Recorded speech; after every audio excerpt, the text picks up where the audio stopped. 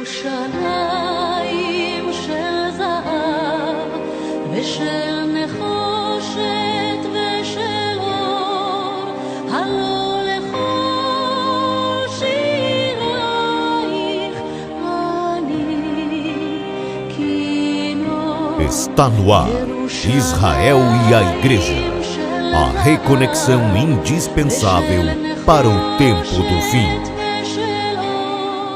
Bem, pessoal, mais uma vez, eu não poderia deixar de agradecer e oferecer os devidos créditos ao Ministério Ensinando de Sião, nas pessoas do Rabino Marcelo Guimarães e Mateus Guimarães, com quem mais uma vez eu quero dizer que tenho aprendido muito.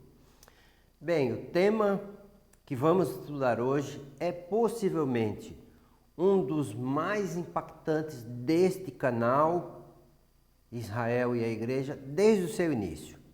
Por isso eu convido você a orar a Deus, orar ao Deus do céu Criador, para que Ele, em seu grande amor, em sua grande misericórdia, te ilumine para que você possa compreender o tema que nós vamos estudar agora de acordo com a vontade dEle. Vamos lá? Creio que um dos mais graves pecados de Israel, depois de ter saído do Egito, foi a adoração ao bezerro de ouro, que nós encontramos registrado lá no livro de Êxodo, no capítulo 32.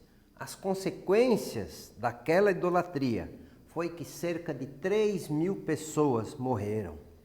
Entretanto, apesar dessa terrível consequência, encontramos nos versos finais lá de Êxodo 32 um outro resultado daquela terrível idolatria. O Senhor não iria mais dirigir o povo através do deserto, mas enviaria o seu anjo adiante de Moisés. Mas o que vamos ver aconteceu antes de Deus dizer estas coisas. O que vamos ver agora aconteceu antes de Deus dizer essas palavras finais de Êxodo 32, em que ele disse que enviaria o seu anjo para guiar Moisés e o povo pelo deserto. Antes de dizer isto a Moisés, Deus já havia dito o que estava acontecendo ao pé do monte. Lá no alto do monte ele falou para Moisés o que estava acontecendo. Estava acontecendo a idolatria ao bezerro de ouro.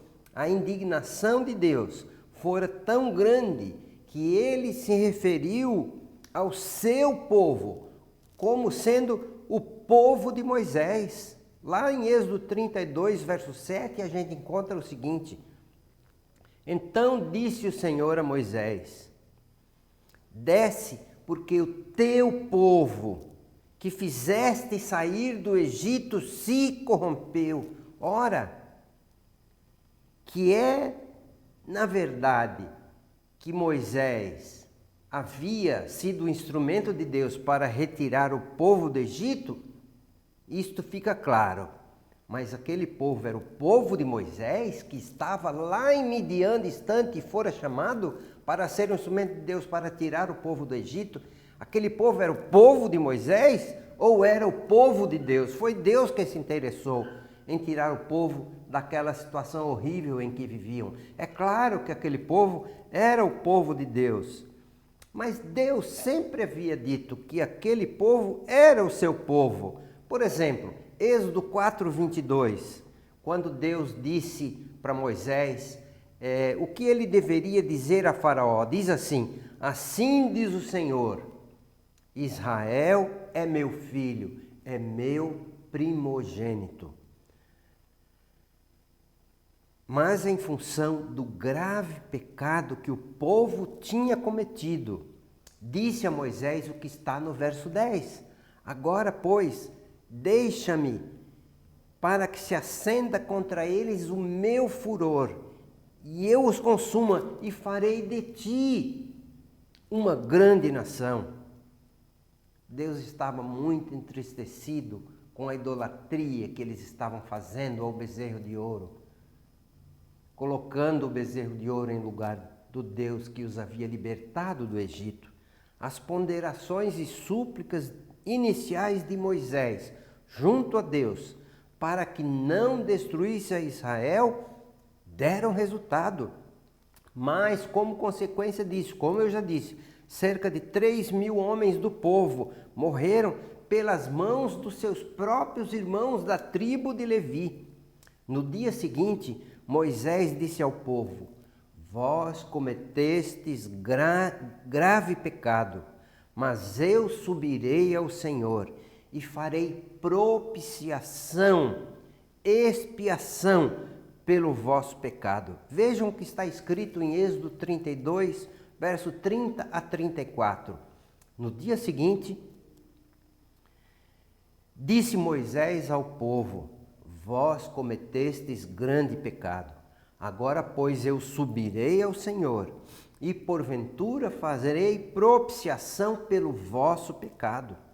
Tornou Moisés ao Senhor e disse: ora, o povo cometeu grande pecado, fazendo para si deuses de ouro.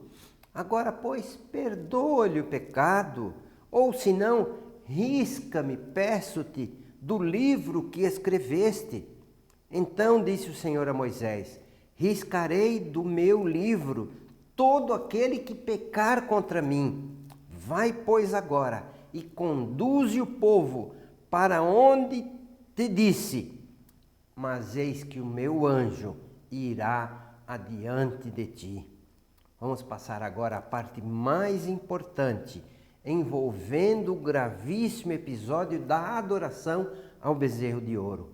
Enquanto dialogava com Deus, Adonai, o Eterno, Moisés cometeu possivelmente o seu mais grave pecado, seu mais grave erro, relacionado à sua missão e à sua função, que era ser o líder indicado por Deus para libertar o povo da escravidão egípcia. Um erro apenas comparado ao dia em que ele feriu a rocha para que saísse água dela. Mas este erro agora foi um erro em que ele disse ao povo que faria propiciação por eles perante Deus, foi um erro que Deus corrigiu imediatamente. E qual foi esse erro? Este erro de Moisés está claramente descrito no verso 30 e que vale a pena lermos de novo. Este verso é tão importante dentro do estudo que nós estamos fazendo, que eu selecionei 3 versões bíblicas. A primeira delas, a Almeida, revista e atualizada, que todos nós usamos. Diz o seguinte: no dia seguinte, disse Moisés ao povo: vós cometestes grande pecado. Agora, pois, subirei ao Senhor e porventura farei propiciação pelo vosso pecado. A King James, atualizada em português, diz o seguinte: no dia seguinte, Moisés avisou o seguinte ao povo: vós cometestes uma falta muito grave. Contudo, vou subir a Yahvé e buscar uma expiação para o vosso pecado. E a Bíblia hebraica completa em português de David Stern diz o seguinte: no dia seguinte, Moshe disse ao povo: vocês cometeram um pecado terrível. Agora, pois, subirei a Adonai. Talvez eu consiga expiar o vosso pecado. De novo, volto a perguntar: qual foi o erro de Moisés? O erro de Moisés foi referente à sua missão com relação ao povo de Deus. Como afirmam os versos acima, nessas variadas versões que eu li para vocês, ele se colocara como alguém que faria propiciação, que faria expiação pelo pecado da nação.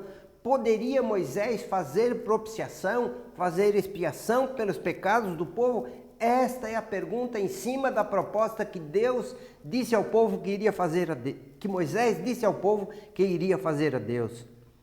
sem o intuito de fazer expiação pelos pecados do povo, levaram-no a pedir a Deus que, se isto não fosse possível, que seu nome fosse riscado do livro da vida, que entendemos ser o livro a que ele se refere. O que isto, retirar o nome do livro da vida, significava? Se Moisés estava propondo que Deus tirasse seu nome do livro da vida, isso significava que ele estava se oferecendo como substituto daqueles que haviam pecado.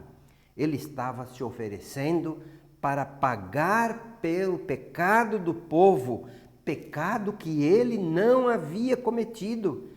Quem pode ter o nome riscado do livro da vida, senão os transgressores? Mas Moisés não era o transgressor. Vejam a profundidade dessa resposta. Moisés estava disposto a se tornar pecado pelo povo sem ter pecado.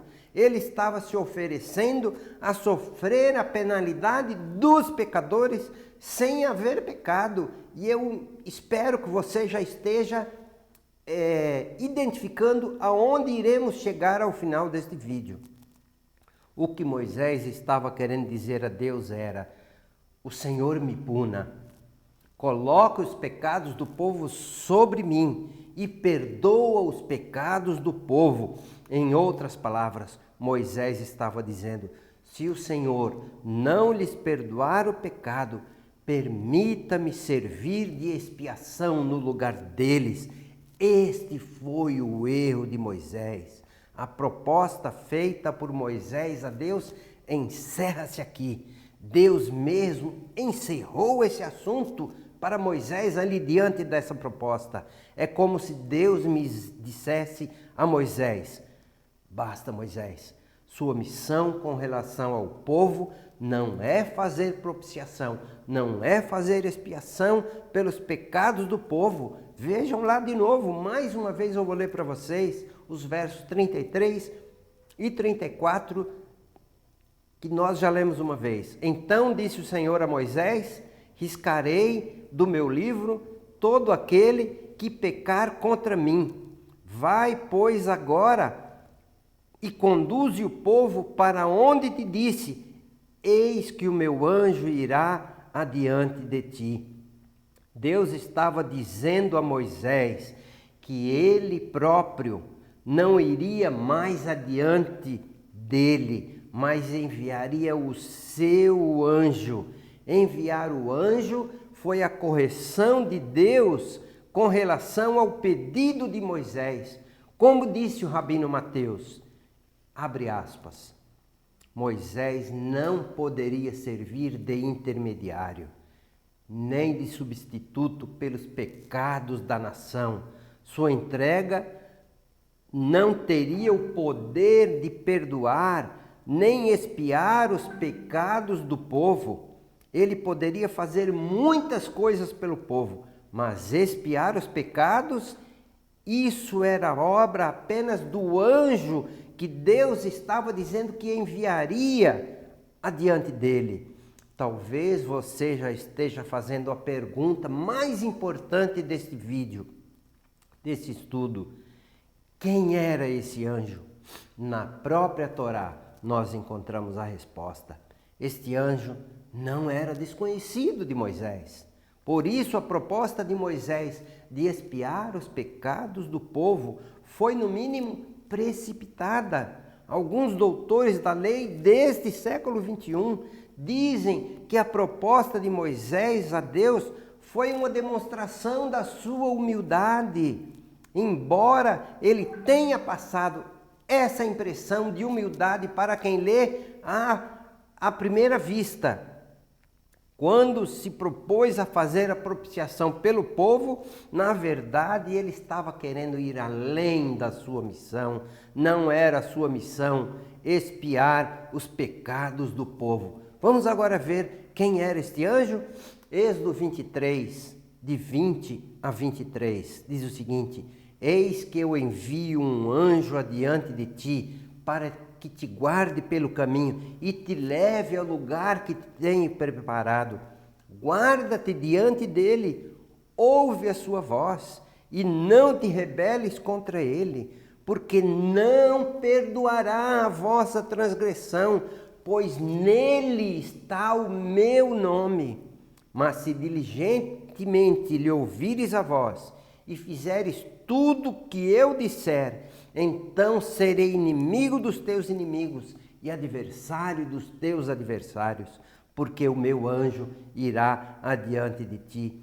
O próprio texto indica quem era esse anjo. Não era um anjo comum. Não te rebeles contra ele, porque não perdoará a vossa transgressão. Era um anjo que poderia perdoar pecados. Nele está o meu nome. E aí podemos nos remeter para o Novo Testamento, para Brit Hadashah, quando lemos vários textos em que Jesus dizia: eu e o Pai somos um. Se diligentemente ouvires a sua voz e fizeres tudo quanto eu vos disser. Ou seja, quando as pessoas seguissem o anjo de Adonai, estariam seguindo a Deus. O anjo que iria adiante de Moisés podia perdoar pecados. Isso é uma informação extremamente importante para compreendermos quem era esse anjo do Senhor. Esse anjo iria falar tudo quanto o Senhor, o Eterno, lhe dissesse. Era um ser que falaria o que aquele que o enviou lhe desse para falar. Era um ser que, quando falasse quem o enviou, estaria falando. Aqui temos claramente, portanto, dois seres: o representado, Deus o Eterno, e o representante, esse anjo que iria adiante deles. O representante iria falar o que o representado lhe desse para falar. Vejam essas palavras de Deuteronômio 18, versos 17 a 19. Então o Senhor me disse: suscitar-lhe-ei um profeta no meio de seus irmãos, semelhante a ti, em cuja boca porei as minhas palavras, e ele lhes falará tudo o que eu lhe ordenar. De todo aquele que não ouvir as minhas palavras, que ele falar em meu nome, disso lhe pedirei contas. Olha que verso extremamente esclarecedor. Em cuja boca porei as minhas palavras, e ele lhes falará, esse anjo lhes falará tudo quanto eu ordenar. Aqui fica claro o representado e o representante. Vejam as palavras de Isaías 53, tão conhecida de todos. Que grande dimensão elas ganham, considerando que Moisés jamais poderia fazer expiação pelos pecados do povo. Certamente ele tomou sobre si as nossas enfermidades e as nossas dores levou sobre si. O Senhor fez cair sobre ele a iniquidade de todos nós. Era isso que Moisés estava querendo, que os pecados daquele povo que adorou o bezerro de ouro caíssem sobre ele. Mas isso só Jesus poderia um dia fazer como fez. O ser descrito em Isaías 53 é o único que poderia fazer a expiação que Moisés gostaria de fazer. E eu creio sinceramente que agora está bem claro sobre quem seria aquele anjo que iria adiante de Moisés. A quem será que Deuteronômio está se referindo quando lemos: suscitar-lhe-ei um profeta no meio de teus irmãos, semelhante a ti, em cuja boca porei as minhas palavras, e lhes direi tudo quanto eu lhe ordenei, e lhes falará tudo o que eu lhe ordenar. De todo aquele que não ouvir as minhas palavras, que ele falar em meu nome, disso sim lhe pedirei contas. E quem será o personagem de Isaías 53? Viram como esses dois textos, Deuteronômio e Isaías 53, falam da mesma pessoa? Fica claro que o anjo ao qual Deus, o Eterno, se refere em Êxodo 32 é o seu representante. É claro que se trata de dois seres, Deus, o Eterno, o Criador, o representado e o representante, pois o representante falaria apenas o que o representado lhe pedisse. O representante é igual à pessoa que ele representa quando ele está atuando na missão de representar. Não foi isso que Jesus fez enquanto esteve aqui? Além disso, nem precisamos interpretar o texto. Esse anjo teria poder de perdoar pecados. Concluindo, só para que você possa entender, quero ilustrar a questão do representado e do representante. Quando a figura de um vice-presidente de uma nação, ao falar, por exemplo, na ONU, o vice-presidente fala pelo presidente. A sua voz é a voz da nação. Se o presidente não pôde ir e enviou o vice-presidente está falando pela nação, está falando pelo seu país. Aquela palavra do vice-presidente é a palavra do presidente. Finalizando, quem era o anjo que guiaria o povo pelo deserto, ocupando o lugar de Deus? Jesus era o anjo do Senhor. Quando Filipe lhe pediu, mostra-nos o Pai, qual foi a resposta de Jesus? Estou há tanto tempo convosco e como me pedes, mostra-nos o Pai. Jesus, o representante, estava atuando em nome do representado. Desta maneira, o representado, Deus, o Eterno, o Criador, era visto e ouvido na pessoa de Jesus, o seu representante. Você já tinha pensado nesse assunto? Você já tinha visto este tema das consequências da adoração ao bezerro de ouro por esse prisma, por esse ângulo? Você já, por acaso, já pensou alguma vez em quem seria aquele anjo que Deus enviaria adiante de Moisés, já que ele mesmo não iria mais? Que o Senhor te abençoe e te guarde. Que o Senhor ilumine a sua mente. Que o Senhor te esclareça, se essa for a sua vontade, e eu creio que é. E se Ele achar que você necessita desse esclarecimento, porque nem todas as coisas são necessárias para a minha ou para a sua salvação. Eu quero concluir convidando você a curtir, a compartilhar e a se inscrever em nosso canal youtube.com/Israel e a Igreja. Um forte abraço para você.